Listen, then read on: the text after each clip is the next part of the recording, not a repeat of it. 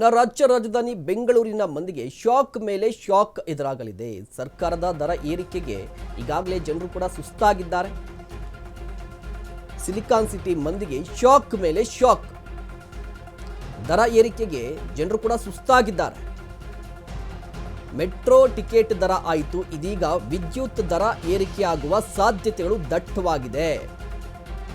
ದರ ಏರಿಕೆಗೆ ಸಂಬಂಧಪಟ್ಟಂತೆ ಕೆಇಆರ್ಸಿಗೆ ಪ್ರಸ್ತಾವನೆ ನೀಡಿತ್ತು ಬೆಸ್ಕಾಂ. ಮೊನ್ನೆ ಅಷ್ಟೇ ಮೆಟ್ರೋ ಟಿಕೆಟ್ ದರ ಏರಿಕೆಯಿಂದಾಗಿ ಬೆಂಗಳೂರಿನ ಮಂದಿ ಗರಂ ಆಗಿದ್ದಾರೆ. ಇದರ ಜೊತೆಗೆ ಸಾಲು ಬೆಲೆ ಏರಿಕೆ ರಾಜ್ಯದಲ್ಲಿ. ಹಾಲಿನ ದರ, ನೆಕ್ಸ್ಟ್ ನೀರಿನ ದರ ಕೂಡ ರೇಟ್ ಜಾಸ್ತಿ ಆಗುತ್ತಂತೆ. ಸಾಲು ದರ ಏರಿಕೆಯಿಂದಾಗಿ ಜನರು ಕೂಡ ತತ್ತರಿಸಿ ಹೋಗ್ತಾ ಇದ್ದಾರೆ. ಇದರ ನಡುವೆ ಕರೆಂಟ್ ಶಾಕ್ ಕೊಡುವ ಸಾಧ್ಯತೆ ಇದೆ.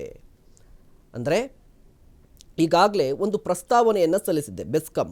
ದರ ಏರಿಕೆಗೆ ಸಂಬಂಧಪಟ್ಟಂತೆ ಕೆಇಆರ್ಸಿಗೆ ಒಂದು ಪ್ರಸ್ತಾವನೆ ಸಲ್ಲಿಸಿರುವಂಥದ್ದು, ದರ ಏರಿಕೆ ಮಾಡಬೇಕಿದೆ ಅಂತ ಹೇಳಿ. ಇದೇ ವಿಚಾರಕ್ಕೆ ಸಂಬಂಧಪಟ್ಟಂತೆ ಇವತ್ತು ಕೆಇಆರ್ಸಿಯಲ್ಲಿ ಹೈ ವೋಲ್ಟೇಜ್ ಮೀಟಿಂಗ್ ಇದೆ. ವಿದ್ಯುತ್ ದರ ಏರಿಕೆ ಬಗ್ಗೆ ಕೆಇಆರ್ಸಿ ಕಚೇರಿಯಲ್ಲಿ ಸಭೆ ನಡೆಯುತ್ತೆ. ಯಾಕೆ ಸಭೆ ಅಂತ ಹೇಳಿದ್ರೆ, ಬೆಸ್ಕಾಂ ದರ ಏರಿಕೆಗೆ ಸಂಬಂಧಪಟ್ಟಂತೆ ಪ್ರಸ್ತಾವನೆಯನ್ನ ಸಲ್ಲಿಸಿತ್ತು. ಎಲ್ಲ ಮಾದರಿಯ ಬಳಕೆದಾರರಿಗೂ ಕೂಡ ಬೆಸ್ಕಾಂ ಪ್ರಸ್ತಾವನೆ, ಅಂದರೆ ಎಲ್ಲ ರೀತಿಯ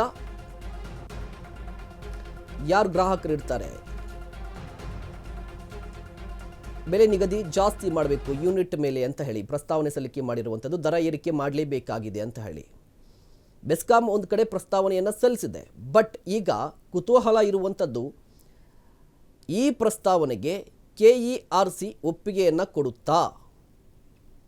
ಒಂದು ವೇಳೆ ಏನಾದರೂ ಒಪ್ಪಿಗೆಯನ್ನು ಕೊಟ್ಟರೆ ದರ ಎಷ್ಟು ರೇಟ್ ಜಾಸ್ತಿ ಆಗಬಹುದು?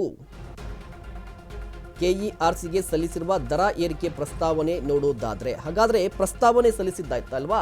ಯಾವ ರೀತಿ ಪ್ರಸ್ತಾವನೆ ಅಂತ ಹೇಳಿದ್ರೆ, 2025-26ನೇ ಹಣಕಾಸು ವರ್ಷಕ್ಕೆ 67 ರೂಪಾಯಿ ಪೈಸೆ ಪರ್ ಯೂನಿಟ್ ಪೈಸೆ ಏರಿಕೆ ಆಗುವಂಥದ್ದು. ಪರ್ ಯೂನಿಟ್ ಇದು 2026-27ನೇ ಹಣಕಾಸು ವರ್ಷಕ್ಕೆ 75 ಪೈಸೆ ಪರ್ ಯೂನಿಟ್ ಜಾಸ್ತಿ ಮಾಡಬೇಕು ಅಂತ. ಅದೇ ರೀತಿಯಾಗಿ 2027-28ನೇ ಹಣಕಾಸು ವರ್ಷಕ್ಕೆ 91 ಪೈಸೆ ಪರ್ ಯೂನಿಟ್ ರೇಟ್ ಜಾಸ್ತಿ ಮಾಡಬೇಕು ಅಂತ. ಅಂದರೆ ಈ ವರ್ಷ 65 ಪೈಸೆ ಯೂನಿಟ್ಗೆ ಜಾಸ್ತಿ ಮಾಡಬೇಕು ಅಂತ. ನೆಕ್ಸ್ಟ್ ವರ್ಷ 26ಕ್ಕೆ 75 ಪೈಸೆ ಜಾಸ್ತಿ ಮಾಡಬೇಕು ಯೂನಿಟ್ ಮೇಲೆ. 27ಕ್ಕೆ ಯೂನಿಟ್ ಮೇಲೆ 91 ಪೈಸೆ ಜಾಸ್ತಿ ಮಾಡಬೇಕು ಅಂತ. ಅಂದರೆ ಈಗಾಗಲೇ ಈ ಪ್ರಸ್ತಾವನೆ ಸಲ್ಲಿಕೆ ಆಗಿದೆ, ಇಷ್ಟಿಷ್ಟು ಜಾಸ್ತಿ ಮಾಡಿ ಇಷ್ಟಿಷ್ಟು ಪೈಸಾ ಅಂತ. ಬಟ್ ಇವತ್ತು ಸಭೆ ನಡೆಯುತ್ತೆ, ಈ ಸಭೆಯಲ್ಲಿ ನಿರ್ಧಾರ ಆಗುತ್ತೆ. ಈ ಬಗ್ಗೆ ಇನ್ನಷ್ಟು ಮಾಹಿತಿಯನ್ನು ಪಡೆಯೋಣ. ನಮ್ಮ ಪ್ರತಿನಿಧಿ ಮಹೇಶ್ ದೂರವಾಣಿ ಸಂಪರ್ಕದಲ್ಲಿರುವಂಥದ್ದು. ಮಹೇಶ್, ಮುಖ್ಯವಾಗಿ ಈಗಾಗಲೇ ಸಾಲು ಬೆಲೆ ಏರಿಕೆ, ಇದರ ನಡುವೆ ಈ ಕರೆಂಟ್ ಶಾಕ್ ಕೊಡೋದು ಗ್ಯಾರಂಟಿನಾ? ಎಸ್ ಮಹೇಶ್, ಈಗಾಗಲೇ ನೋಡಬಹುದು ಕಾಂಗ್ರೆಸ್ ಸರ್ಕಾರ ಬಂದಾಗಿದ್ದನ್ನು ಕೂಡ ಒಂದಲ್ಲ ಒಂದು ಬೆಲೆ ಏರಿಕೆ ದಿನನಿತ್ಯನೂ ಬರ್ತಾ ಇರುವಂತದ್ದು. ಅದರಲ್ಲಿ ಮಧ್ಯಮ ವರ್ಗ ಹಾಗೂ ಬಡ ವರ್ಗದ ಜನರಿಗೆ ಒಂದು ರೀತಿಯಲ್ಲಿ ದೊಡ್ಡ ಮಟ್ಟದಲ್ಲಿ ಸಮಸ್ಯೆ ಆಗಿರುವಂತದ್ದು.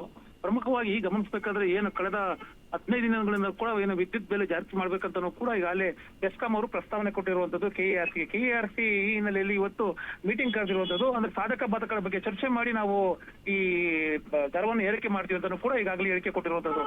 ಅಂದ್ರೆ ಈಗಾಗಲೇ ಬೆಸ್ಕಾಂ 3 ವರ್ಷಕ್ಕೆ ತನಗೆ ಬೇಕಾದಂತ 3 ವರ್ಷಕ್ಕೂ ಕೂಡ ಈಗಾಗಲೇ ಪ್ರಸ್ತಾವನೆ ಕೊಟ್ಟಿರುವಂತದ್ದು. ಪ್ರಮುಖವಾಗಿ ಗಮನಿಸಬೇಕಾದ್ರೆ 25-26ನೇ ಸಾಲಿನಲ್ಲಿ ಸುಮಾರು 67 ಪೈಸಾ, 26-27ನೇ ಸಾಲಿನಲ್ಲಿ 75 ಪೈಸಾ, 27-28ನೇ ಸಾಲಿನಲ್ಲಿ 91 ಪೈಸಾ, ಈ ರೀತಿ ದರ ಹೆಚ್ಚಳ ಮಾಡಬೇಕಂತ ಕೂಡ ಈಗ ಪ್ರಸ್ತಾವನೆ ಕೊಟ್ಟಿರುವಂತದ್ದು. ಈಗಾಗಲೇ ಇವತ್ತಿನ ಸಭೆಯಲ್ಲಿ ಏನು ಒಂದು ಸಾರ್ವಜನಿಕ ಆಕ್ಷೇಪಣೆ ಹಾಗೂ ಕೈಗಾರಿಕೋದ್ಯಮಿಗಳು ಕೂಡ ಆಕ್ಷೇಪಣೆ ಕೂಡ ವ್ಯಕ್ತಪಡಿಸಿರುವಂತದ್ದು.